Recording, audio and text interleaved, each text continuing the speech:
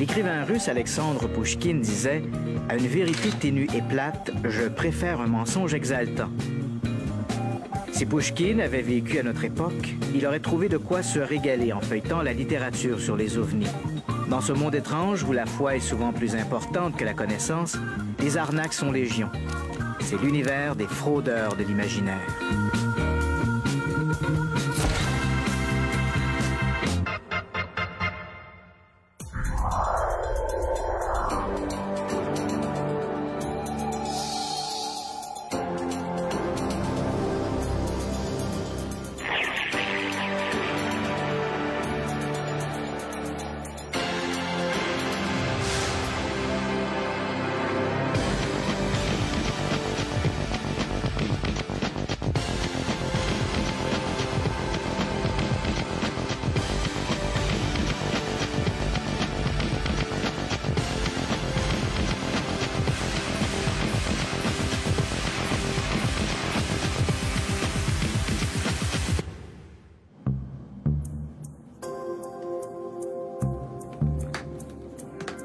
Depuis le début des années 1950, une rumeur persistante circule dans le monde de l'ufologie.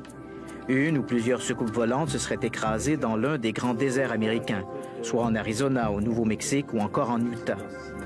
Plus fort encore, d'après divers témoignages, non seulement l'armée américaine aurait-elle récupéré les débris de ces appareils, mais elle aurait également réussi à capturer certains de ses occupants.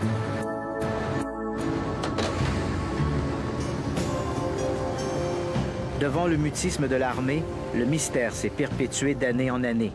Croire ou ne pas croire en la capture des extraterrestres? Voilà la question. Cette rumeur était alimentée par des informations en provenance de diverses sources, telles Timothy Good, par exemple, auteur d'un livre fameux intitulé « Beyond Top Secret ». Dans Beyond Top Secret, j'ai publié l'histoire d'un biophysicien polonais qui a accompagné une équipe française, britannique et italienne dans les voûtes du JPL, le laboratoire d'essai de la propulsion par jet, à Pasadena, en Californie.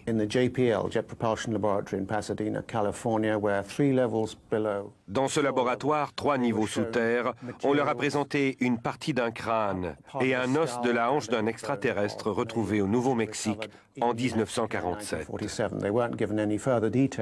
Par la suite, ce biophysicien polonais m'a présenté des informations, des détails scientifiques à propos de cette créature.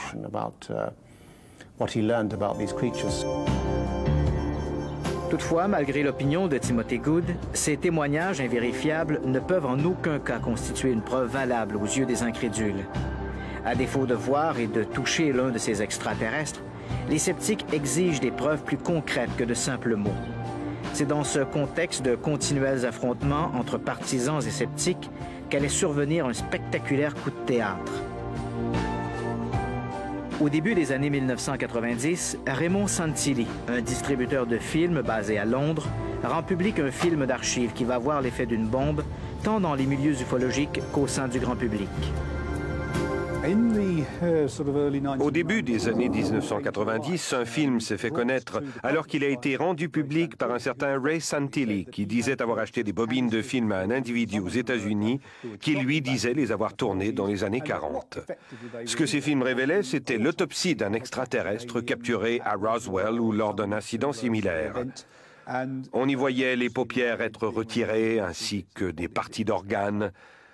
De deux choses l'une, ou bien il s'agissait d'une véritable autopsie d'un extraterrestre, ou il s'agissait d'une fraude. Il ne pouvait en aucun cas s'agir d'une quelconque erreur d'interprétation.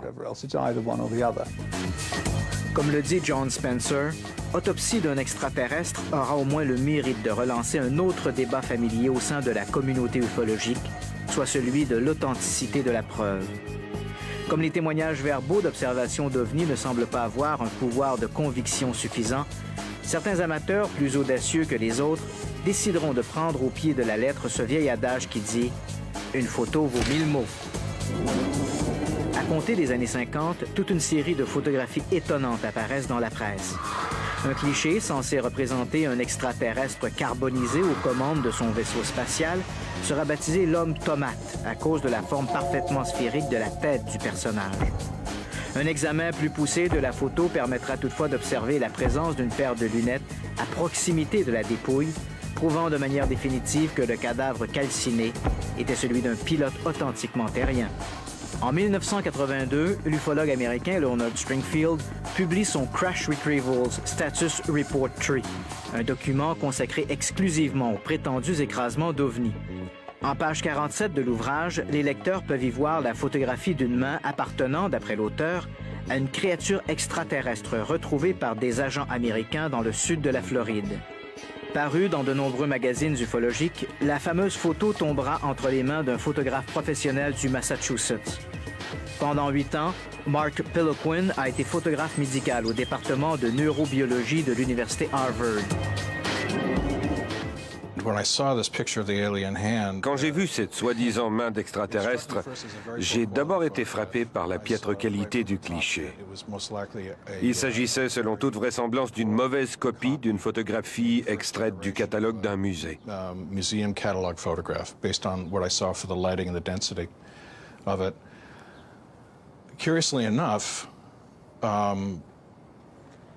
Curieusement, à la même époque, j'ai vu une exposition au musée Peabody de Harvard. Cette exposition présentait des objets qui avaient autrefois appartenu au cirque P.T. Barnum. Parmi ces objets, il y avait un artefact qu'on exhibait en public, appelé la sirène. Ses origines étaient plutôt obscures, probablement des Philippines, mais il s'agissait essentiellement d'un corps de poisson surmonté d'une tête de singe, avec des mains qui étaient rattachées à la colle. Or, la main de cette créature était tout à fait semblable à cette prétendue main d'extraterrestre. Les organisateurs de l'exposition m'ont aimablement donné une photographie que j'ai envoyée à des ufologues réputés pour lesquels j'ai la plus grande estime.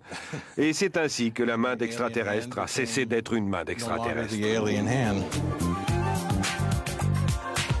À l'automne de 1990, des journaux publient ce qu'ils affirment être la photographie d'un des extraterrestres de Roswell, en affirmant que l'image a été retrouvée dans les archives du défunt Dr. Félix Ziegel, un obscur spécialiste soviétique des ovnis. Quelques mois plus tard, une seconde photographie du même sujet, mais beaucoup plus précise celle-là, commence à circuler à son tour, provoquant dans les milieux ufologiques les spéculations les plus farfelues. Fuite au secrétariat de l'armée de l'air ou manigance orchestrée par les grandes agences de renseignement. Si l'origine de la première photo va demeurer invérifiable, en revanche, il en est autrement de la seconde. Dans un article publié dans The Orbiter, l'ufologue américain Jim Maliskiw affirme la tenir d'un journaliste canadien, Christian Page.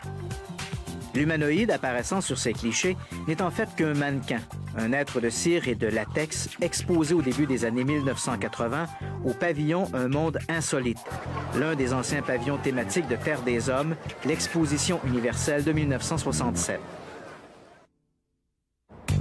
En février 1990, quelques années avant que Raymond Santilli ne se mette à distribuer son document montrant l'autopsie d'un extraterrestre, document filmé apparemment par l'armée de l'air américaine au lendemain de l'écrasement d'une soucoupe volante dans le désert de Roswell, plusieurs ufologues américains et canadiens reçoivent par la poste une série de documents tout à fait insolites.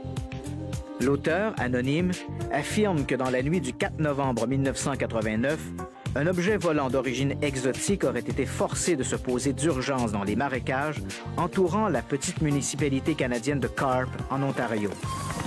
Une fois au sol, l'OVNI, toujours intact, aurait alors essuyé le tir nourri de 3 hélicoptères dépêchés sur les lieux par les services secrets canadiens et américains travaillant de concert sur cette affaire. Par la suite, grâce aux effets du Vexone, un gaz neurotoxique inconnu du grand public, un commando aurait pris d'assaut l'appareil et serait parvenu, sans essuyer la moindre riposte, jusqu'au poste de commande où les hommes auraient découvert les cadavres de 3 créatures semblables à des reptiles. Prétextant des travaux routiers à proximité du marécage, les militaires auraient, à la faveur de la nuit, évacué discrètement l'OVNI en direction des installations secrètes du gouvernement canadien à Kanata. Quant aux mystérieuses créatures, elles auraient été transportées dans le plus grand secret à l'Université d'Ottawa, où des physiologistes de la CIA auraient procédé à leur autopsie. Outre cet incroyable récit, les documents anonymes sont accompagnés d'une carte topographique des lieux et d'une photographie de l'une des créatures capturées. Informé de cette histoire abracadabrante, Graham Lightfoot, un ufologue de la région, s'est rendu à Carp pour y mener son enquête. Je me suis rendu dans la région, c'était un samedi, pensant que les gens seraient à la maison. J'ai parlé à 8 ou 10 personnes pour leur demander s'ils avaient vu quelque chose dans les marécages.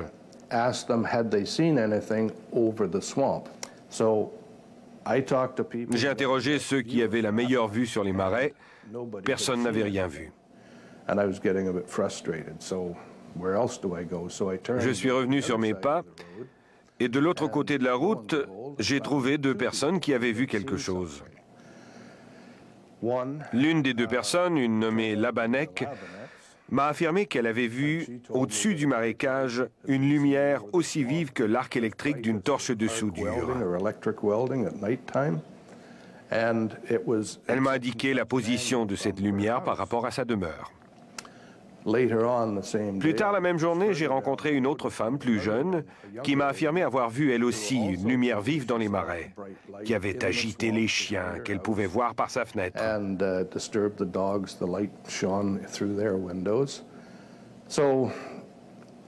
Ni l'une ni l'autre ne savaient ce que c'était, et moi non plus. Le détail intéressant dans l'histoire, c'est que l'on affirmait qu'il y avait eu l'écrasement d'un ovni et que l'on avait pratiqué une route dans les marais pour s'y rendre.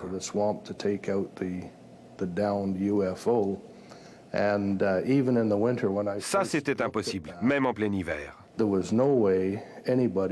Personne n'avait pu ouvrir une route dans le marécage pour aller y chercher quelque chose. J'en ai conclu que cette partie du rapport était inexacte. Peut-être que quelqu'un avait vraiment vu une lumière vive, mais c'est tout.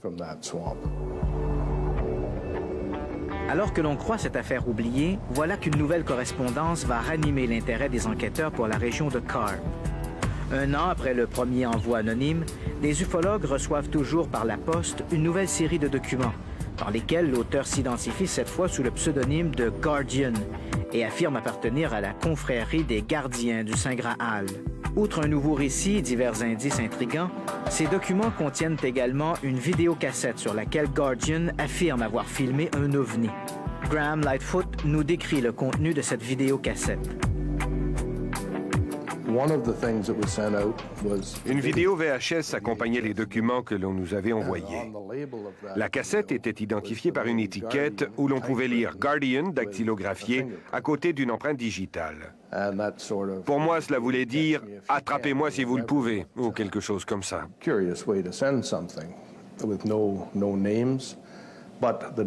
Le document qui accompagnait la cassette faisait aussi référence au Guardian. Des documents différents ont été expédiés à plusieurs personnes. Certains documents contenaient un récit, d'autres documents contenaient aussi un jeu de cartes à noter, affirmant l'implication soit de la Défense nationale, soit des services de renseignement dans cette histoire, des choses comme ça. Ça ressemblait à un jeu. La seule chose qui avait du sens était la carte de la même région, près de Carp, où avait eu lieu le prétendu écrasement d'OVNI de 1989. La cassette vidéo présentait d'abord des images de lumière rouge, brillant dans la nuit noire.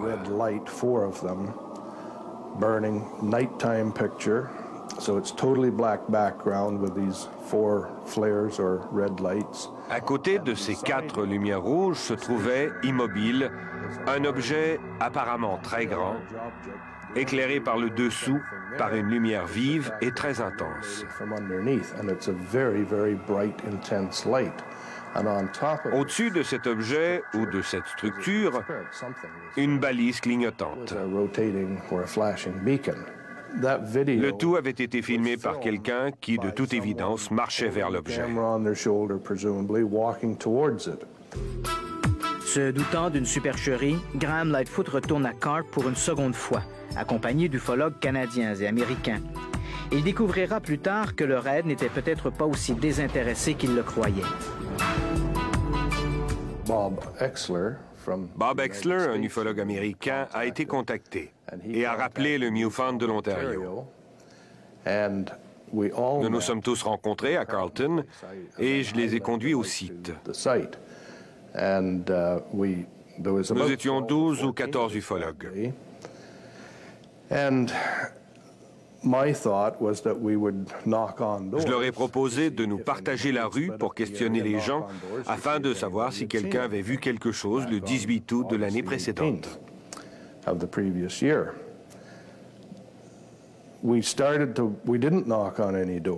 ne l'a pas fait, ce que déjà j'ai trouvé très étrange. Nous avons arpenté la région, cependant. Mais il faisait trop chaud, les gens étaient fatigués, il y avait trop de moustiques dans les marais. Ils ont plutôt décidé d'aller se restaurer à Carp.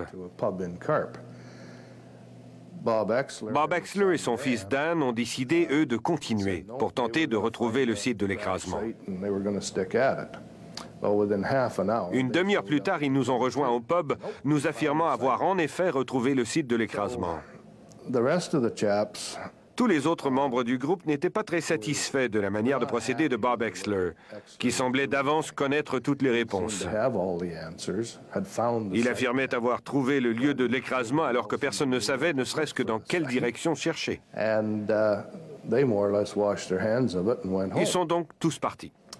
On the other hand, I only live an hour away from that location, and I was curious enough.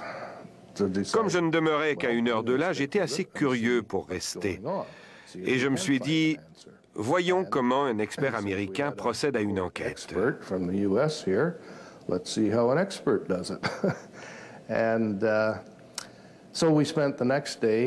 On a passé le jour suivant dans la région et j'ai finalement convaincu Bob Exler de parler au Labanek, puisque Diane Labanek avait vu des lumières en 1989. Cela me semblait logique.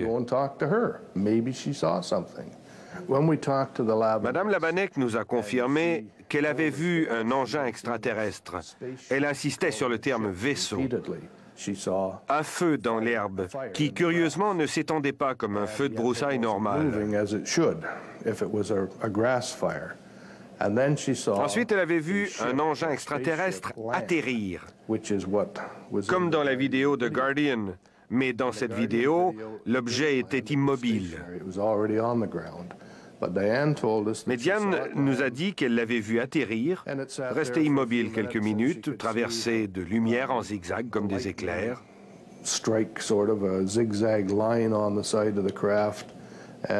Et enfin, elle avait vu décoller et les lumières s'éteindre.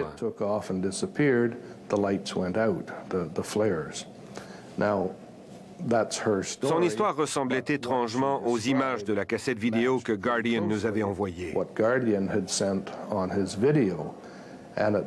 Mais à ce moment-là, elle n'avait pas encore vu cette vidéo. Mais en ce sens, son histoire était très intéressante.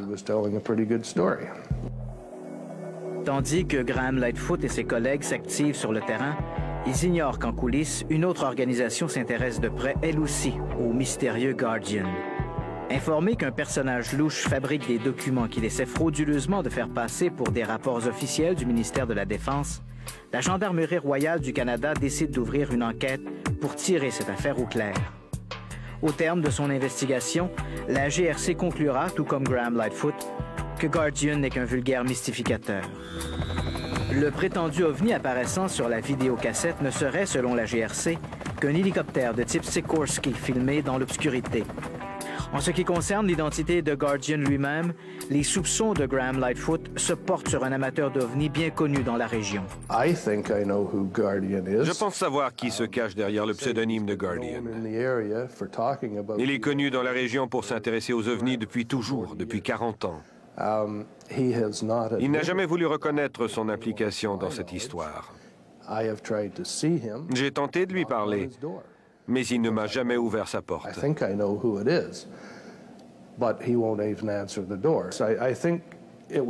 cela n'était selon moi qu'un jeu, un défi pour s'amuser. En voyant la vidéo, je trouve qu'ils ont assez bien réussi.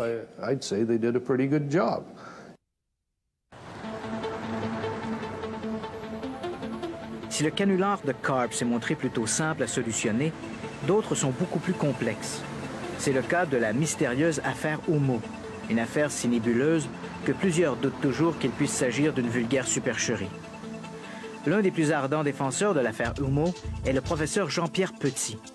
Physicien français et directeur de recherche au Centre national de la recherche scientifique, Jean-Pierre Petit a littéralement choqué ses collègues en annonçant en 1990 que certains de ses travaux trouvaient leur inspiration dans les courriers humides, un ensemble de plusieurs centaines de lettres dactylographiées pour la plupart en espagnol, un espagnol émaillé de mots soi-disant d'origine extraterrestre et signé par de prétendus visiteurs de la planète Humo.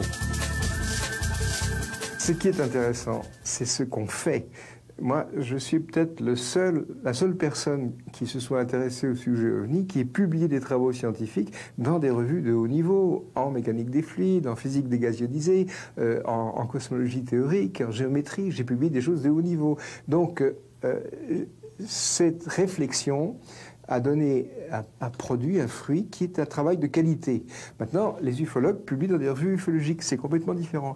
Et je dis que j'ai été très inspiré par ces textes. Jean Paulion, un informaticien qui s'est également intéressé au contenu de ces documents, y trouve lui aussi des informations exotiques, suggérant une origine extraterrestre. En étudiant les textes humides, et notamment les prétendus termes extraterrestres employés dans ces courriers, Jean Paulion en a déduit que cette prose ne pouvait en aucun cas être l'œuvre d'un faussaire. Dans son livre « Humo, de vrais extraterrestres », l'auteur y explique les raisons qui l'ont conduit à cette conclusion.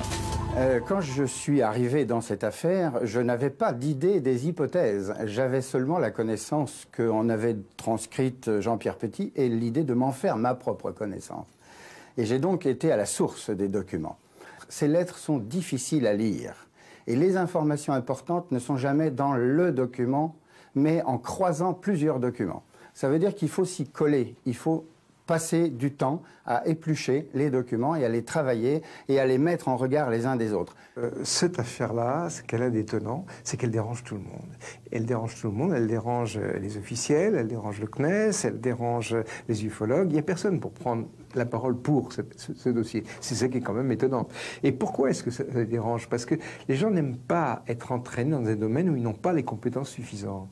Et je vous le dis, cette affaire humide n'est pas pour les amateurs scientifiques, ça n'est pas pour les ufologues, c'est pour des gens de très haut niveau. Moi, j'ai des amis mathématiciens qui ont mis leur nez là-dedans et qui ont trouvé aussi leur provende et leur intérêt. Et à chaque fois, c'est de très haut niveau. Regardez le travail qu'a fait Paulion. Ça n'était pas fait pour des amateurs. C'est un truc de très haut niveau, ce qu'il a sorti. Et ça demande des milliers d'heures de travail.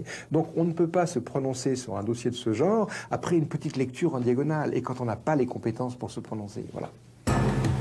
Pour comprendre l'ampleur et la complexité du mystère Humo, il faut remonter à son origine. L'affaire commence à Madrid, en Espagne, au milieu des années 1960. Elle a pour principale figure un illuminé du nom de Fernando Sesma, un contacté espagnol qui, depuis les années 1950, se prétend en contact avec des extraterrestres, des Vénusiens, des Martiens et autres locataires du système solaire. Puis voilà qu'arrivent les humides. En fait, Sesma, le groupe de Sesma, de la baleine joyeuse, existait déjà avant que l'affaire Humo ne commence. Sesma est un passionné d'ésotérisme et de choses extraterrestres. Et donc, son groupement qu'il réunit, enfin un groupement, il avait des adeptes, des gens qui l'écoutaient, et il racontait ses histoires dans le sous-sol de ce Café Léon à Madrid, et qui avait cette baleine avec la gueule grande ouverte, et qui donnait l'impression qu'elle riait. Sur le mur, hein, c'était peint sur le mur. Et Sesma a donc été contacté d'abord par téléphone, c'était le 14 janvier 1966, et il a ensuite reçu très vite des lettres, des courriers confirmant, et en particulier lui laissant entendre un prochain atterrissage qui a été celui d'Aluche et qui a eu lieu le 6 février, c'est-à-dire 3 semaines après le premier courrier. Les courriers sont arrivés à Sesma, il en a parlé, il mélangeait un peu tout, les humites n'aimaient pas qu'il mélange, et les humites l'ont dégoûté tout doucement, enfin c'est mon avis, l'ont dégoûté tout doucement en mettant des choses très techniques dans les documents. Sesma était un planeur, pas du tout un scientifique, et donc il y a beaucoup de choses qui lui sortaient par les yeux. Quand il y avait des équations dans les papiers, ça ne l'intéressait plus. Et donc il a été progressivement dégoûté, et en même temps les gens qui venaient, il y avait des gens qui venaient, Enrique Villagrasa par exemple, qui est un ingénieur, le docteur Aguirre qui venait aussi, des gens comme ça ont reçu des documents eux-mêmes directement, et petit à petit, ils ont formé un groupe à part, le fameux groupe de Madrid. Mais ils se sont dégagés du groupe de la Baleine Joyeuse qui a continué à fonctionner sur l'ésotérisme, sur des planètes où il y a des papillons qui pondent des œufs, il en sort des canards jaunes, enfin bon, ça c'était SESMA. Et donc SESMA, en fait, au bout de 2 ans ou 3 ans, n'a plus été du tout intéressé et a concédé moyennant, il n'a pas vraiment vendu, mais il y a eu une compensation financière. SESMA s'est débarrassé de tous ses documents Humo et c'est Fariols qui les lui a rachetés. Dans ces courriers, portant tous l'empreinte d'un pouce marqué du sigle de Humo, une sorte de grand U cyrillique, les Humites expliquent qu'ils vivent sur la Terre depuis les années 1950, qu'ils font partie d'un petit groupe expéditionnaire venu d'une planète située dans la constellation de la Vierge, et que le contenu de leurs lettres n'a pour but que de faire progresser l'humanité. Les premiers courriers humites ont été reçus par Fernando Sesma en 1966. Ces échanges ont duré de longues années, et ce, au rythme de plusieurs dizaines de lettres par an. Avec le temps, les humites se sont trouvés des correspondants étrangers. Outre les Espagnols, des Français, des Anglais et même des Américains auraient reçu de ces curieuses missives. Les derniers courriers humites remonteraient à 1995. Les choses ne sont invraisemblables que quand on le prouve. Aujourd'hui, ces lettres existent. J'arrive à prouver qu'elles ne peuvent pas provenir d'une farce terrestre quelconque à cause de toutes les ramifications que ça suppose, des contenus aussi de ces lettres. Le fait est là, on a des documents. Bon, moi je dis que c'est extraterrestre parce que j'ai construit, je dis construit, je veux dire j'ai découvert quelque chose qui a force de preuve pour moi aujourd'hui. 1345 mots, plus 400 expressions à peu près, qui sont toutes cohérentes et qui répondent à un système qui fonctionne avec 18 pièces de base. Enfin, c'est vraiment quelque chose de très fort. C'est la réalité et ces lettres ont des contenus scientifiques que nous avons commencé, quand je dis nous avons commencé à étudier en utilisant le réseau Internet. Nous avons créé un groupe d'études autour de mon travail, un groupe d'études qui fait maintenant plus de 100 personnes et des gens du monde entier, mais des universitaires qui travaillent. Martine Castello a co-signé La Conspiration des étoiles, une enquête sur l'affaire Humo. Au gré de ses recherches, elle a été à même de constater comment cette curieuse histoire continuait toujours de circuler sous le manteau et même sous celui des universitaires. Le jour qui suit, j'étais journaliste scientifique au Figaro, je m'occupais de la page science. Je dois faire un papier sur un scientifique qui s'appelle Jean-Pierre Lumineux, qui a écrit sur les trous noirs, etc. Et donc je vais à Meudon, et puis comme ça, pour rigoler, après la fin de l'interview, parce que c'était un copain que je connaissais depuis longtemps, je lui dis « Jean-Pierre, t'as entendu parler de l'affaire Humo ?» Et il me prend comme ça, il m'entraîne dans le couloir, il me dit « Non, parle pas comme ça, Martine, partout. Oui, bien sûr, j'ai étudié les lettres quand on était jeune, avec il y a quelques années, avec beaucoup d'autres scientifiques. Je me suis penchée sur ces lettres, je me suis cassé la tête sur les équations et tout ça. » Je dis « C'est pas possible. » Alors, bon, ça passe. Et puis la semaine d'après, je vais encore faire une autre interview pour le Figaro et je vais, je crois que c'est à Oxford, ou Cambridge, je ne me rappelle plus, mais voir Stephen Hawking parce qu'il était en train de sortir son livre. Et donc là, je vais l'interviewer et Stephen Hawking, c'est un physicien qui est paralysé dans un fauteuil roulant. Et donc, comme ça, à la fin de l'interview aussi, je lui demande, je dis, mais vous connaissez l'affaire Humo? Et alors avec son petit doigt comme ça sur l'ordinateur, il me dit, yes! Je dis, c'est pas possible. Et alors, j'ai dit, vous pouvez m'en parler? Et on dit, non. Et puis, il s'en va avec son fauteuil roulant, l'interview était finie. Si l'enthousiasme de certains chercheurs pour l'affaire Humo a de quoi surprendre, d'autres, en revanche, ne voient dans ces courriers que la marque d'un habile plaisantin. Il est vrai que l'affaire compte son lot d'éléments litigieux, à commencer par une série de photographies montrant un vaisseau humide. En 1967, par le biais d'un courrier, les Humites annoncent pour bientôt l'arrivée d'un vaisseau. Puis, le 1er juin 1967, une de leurs nefs survole la banlieue madrilène de San José de Valderas. Par le plus étrange des hasards, un duo de photographes se trouve précisément sur les lieux. Les deux hommes prennent plusieurs photos de l'objet. Curieusement, après la publication des clichés dans un important quotidien de la capitale espagnole, les deux photographes vont disparaître comme s'ils n'avaient jamais existé. Jean-Jacques Velasco, l'actuel directeur du CEPRA, se rappelle l'enquête menée il y a plusieurs années par son prédécesseur, l'astronome Claude Poher. Oui, je sais que cette affaire ressurgit périodiquement, on en entend parler au niveau des médias, etc. C'est très simple, le GEPAN à l'époque, par l'intermédiaire de Claude Poher, avait reçu notamment un certain nombre d'éléments concernant des gens qui, dans le sud de la France, recevaient des courriers un peu étranges, et en particulier dans ces courriers, il y avait des photographies qui montraient des choses tout à fait bizarres qui se passaient dans le ciel. Et Claude Poher, à l'époque, avait fait une analyse et une expertise de cette photographie, et il avait montré que, en fait, c'était une maquette qui était tenue par un fil de nylon. Une enquête menée indépendamment par le Crown Saucer Watch, un organisme spécialisé dans l'analyse de documents photographiques, est venue confirmer les conclusions de Poher.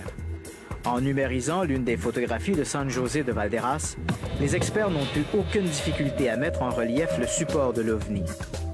Autre élément de controverse, la qualité des informations humides. Les éléments extraordinaires qu'évoque notamment Jean-Pierre Petit pour justifier l'origine extraterrestre des courriers sont-ils aussi avant-gardistes que le soutient le scientifique français? Par exemple, le professeur Petit affirme que c'est dans des courriers humides remontant en 1962 qu'il a découvert les premières références aux univers gémellaires. Ces univers parallèles qui, d'après plusieurs physiciens, seraient composés d'antimatière. Le professeur Petit affirme qu'en 1962, personne sur Terre ne pouvait imaginer un tel concept.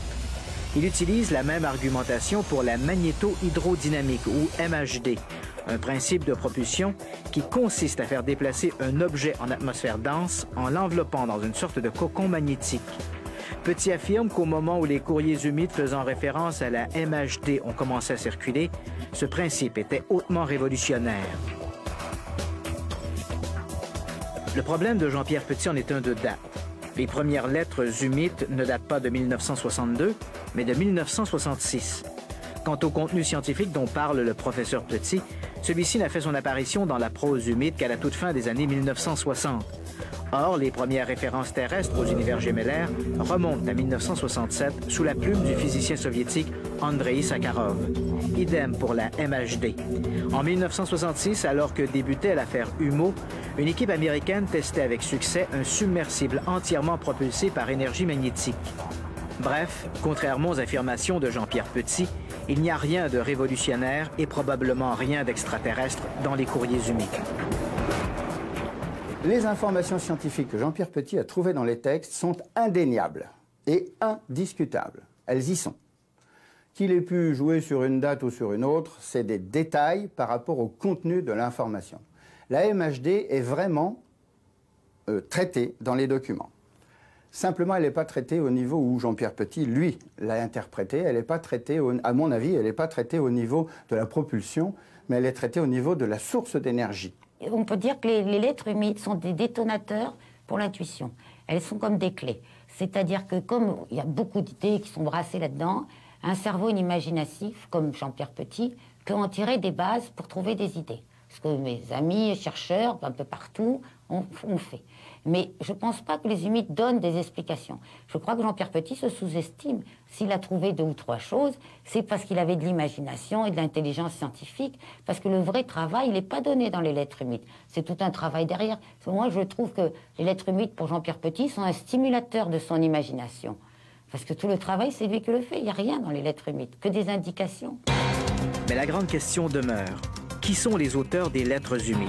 S'il s'agit d'un canular, plusieurs sont d'avis que seule une organisation bien rodée aurait pu l'entretenir. Mais qui et pourquoi? En 1993, l'une des principales figures de l'affaire Humo, un certain José Luis Rordón Peña, a admis être l'auteur des lettres humides.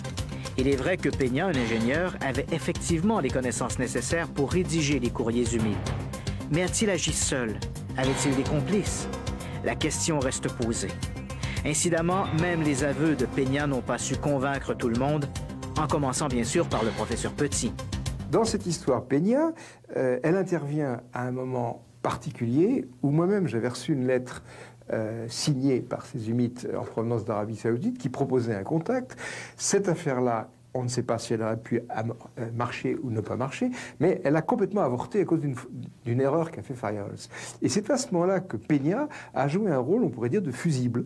Hein, et il s'est mis à déclarer absolument n'importe quoi, y compris qu'il avait été l'auteur des documents humo. Et je peux vous dire que je suis le témoin. J'étais chez Raphaël Fariols au moment où il y a eu cette conversation entre Fariols et Peña. Ils se connaissaient quand même depuis 20 ans. Donc, je veux dire que pour Peña avouer qu'il était l'auteur de ces documents, c'était faire passer Fariols pour un imbécile.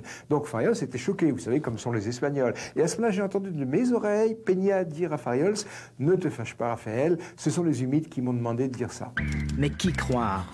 Des extraterrestres voyageant dans des soucoupes volantes suspendues à des fils de nylon et qui commandent à leurs agents de mentir pour préserver leur anonymat, ou José Luis Rordán Peña, un homme fatigué de jouer à la cache-cache avec tous ces ufologues qui, depuis 25 ans, tentent désespérément de percer à jour son identité. Connaîtra-t-on un jour tous les détails de l'affaire Humo? Ça peut rester le rêve, ça restera jusqu'à ce qu'on ait une réponse, mais on n'aura jamais de réponse. Donc l'affaire Humo fait partie de ces secrets, comme la quête du Graal. C'est une sorte de quête du Graal. Au milieu des années 1990, Raymond Santilli, un distributeur de films basé à Londres, annonce publiquement qu'il vient de mettre la main sur un film montrant l'autopsie d'un extraterrestre. D'après la version de Santilli, c'est un ancien caméraman de l'US Air Force qui lui aurait cédé les bobines de film 16 mm. En 1947, le militaire aurait été mandaté pour filmer l'autopsie d'un extraterrestre retrouvé dans le désert de Roswell, au Nouveau-Mexique. Au lendemain de l'autopsie, le caméraman aurait développé la pellicule qui, pour des raisons obscures, n'a jamais été réclamée par les militaires. Alléchés par un sujet aussi spectaculaire, les télédiffuseurs du monde entier vont se ruer sur l'occasion. A priori, le film semble authentique. Même Éric Gosselin, un spécialiste québécois des effets spéciaux, s'y est laissé prendre. La première fois que j'ai vu moi-même l'autopsie de Ray Santilli, j'ai pensé pendant plusieurs jours que ça pouvait être vrai. Parce qu'il n'y a pas vraiment des indices qui sautent aux yeux sur le fait que c'est une fraude. J'ai pas vu de fil électrique dépasser du bras, puis j'ai pas vu de marque de moule ni rien. Toutefois, peu de temps après que le film eut été rendu public, plusieurs passionnés d'ufologie se sont mis à entretenir des doutes plus que sérieux sur l'authenticité du film. Les circonstances, par exemple, entourant la présentation publique des images ont soulevé des doutes bien légitimes. Timothy Good est l'un des ufologues les plus en vue en Grande-Bretagne. Il a publié plusieurs livres sur le sujet des ovnis, dont Above Top Secret, un incontournable. À propos du film de l'autopsie de l'extraterrestre, lequel a été présenté par Ray Santilli il y a quelques années, je suis convaincu qu'il s'agit d'un canular. Il est très curieux que je n'ai pas été invité à la première de la présentation du film. Et ce, même si, des mois avant l'événement, j'avais tenté de joindre Ray Santilli, lequel avait ignoré ma demande d'être présent à cette présentation. Je suis persuadé qu'il s'agit d'une brillante mise en scène réalisée par une poignée d'individus. Je suis convaincu que leur nom sera éventuellement connu. Pour l'instant, bien sûr, Santilli continue de prétendre qu'il s'agit d'un document authentique et qu'il détient encore d'autres images. Il prétend également avoir fourni des bouts de pellicule pour analyse, mais dans les faits, il n'a jamais fourni la moindre image du film.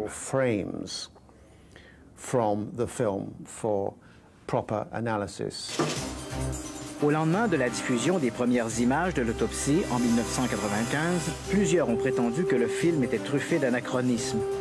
Le microphone suspendu au-dessus de la table d'autopsie, par exemple, de même que l'appareil téléphonique qui apparaît derrière les médecins, aurait été, d'après divers observateurs, d'un modèle postérieur à 1947, année où Santilli fait remonter la fameuse autopsie. Pourtant, lors d'une projection privée que j'ai personnellement organisée chez Bell Canada, les techniciens m'ont confirmé que le téléphone était un modèle 352, un modèle commercialisé dès 1941. Quant au microphone, une simple vérification auprès des techniciens de la compagnie Shure Brothers, dans l'Illinois, m'a permis d'apprendre que ce modèle était déjà en vente en 1942. Bref, il n'y a rien dans ce film qui permet d'affirmer que ces images n'ont pas été tournées en 1947.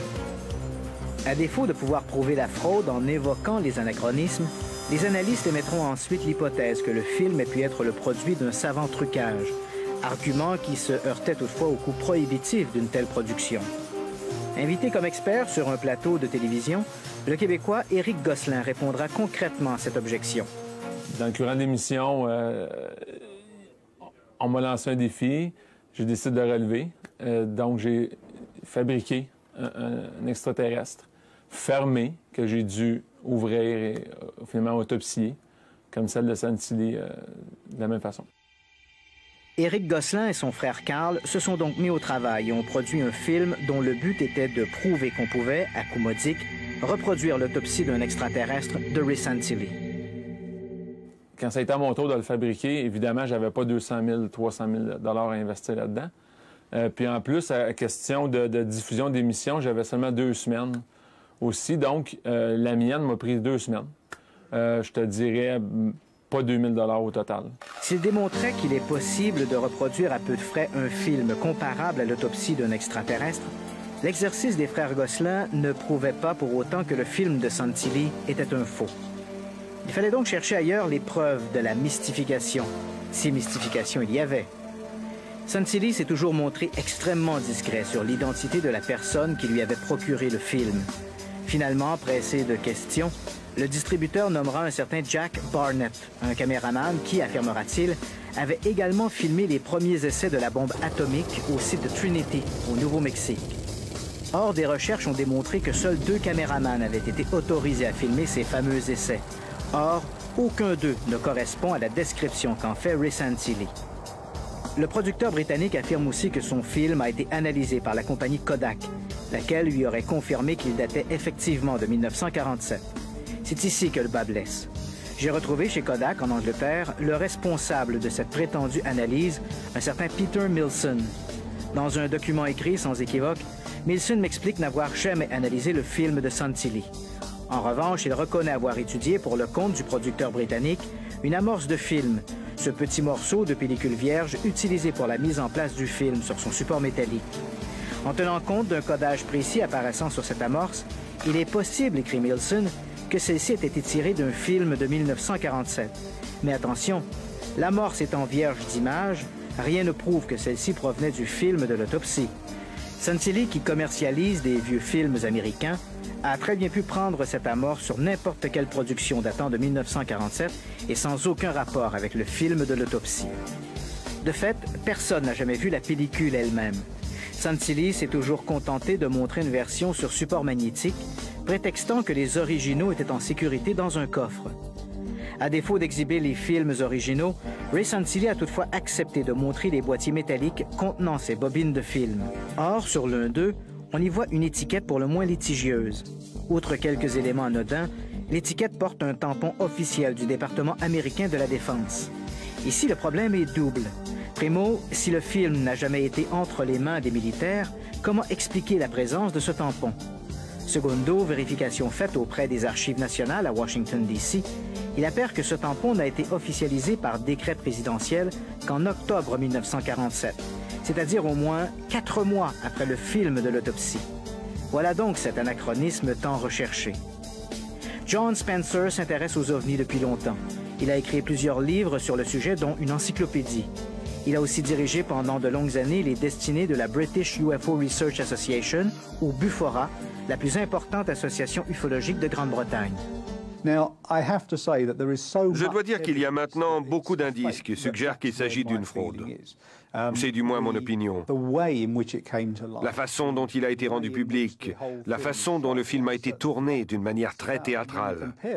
Quand nous le comparons avec d'autres autopsies réalisées à la même époque, on constate que ce n'est pas de cette façon que c'était fait. Il y a bien des choses qui clochent avec ce film. La question primordiale maintenant est de savoir si c'est Ray Santilli qui a falsifié le film ou s'il a été lui aussi la victime d'un canular. Dès le départ, un policier aurait conseillé de trouver à qui le crime paie. Or, jusqu'à maintenant, on estime à 7 millions de dollars américains les bénéfices empochés par Raymond Santilli sur le film de l'autopsie. On prête souvent au coloré P.T. Barnum la célèbre citation « Un ego naît à chaque minute ». S'il vivait à notre époque, le forain aurait sûrement été amusé de voir que l'une de ces chimères a été associée à une main d'extraterrestre, que des réseaux de télévision ont payé des dizaines de milliers de dollars pour présenter l'autopsie d'un mannequin de latex, et que, en catimini, des scientifiques épluchent des pseudo-lettres extraterrestres dans l'espoir d'y trouver quelques inspirations révolutionnaires. Si P.T. Barnum vivait à notre époque, nul doute qu'il se serait recyclé dans l'ufologie.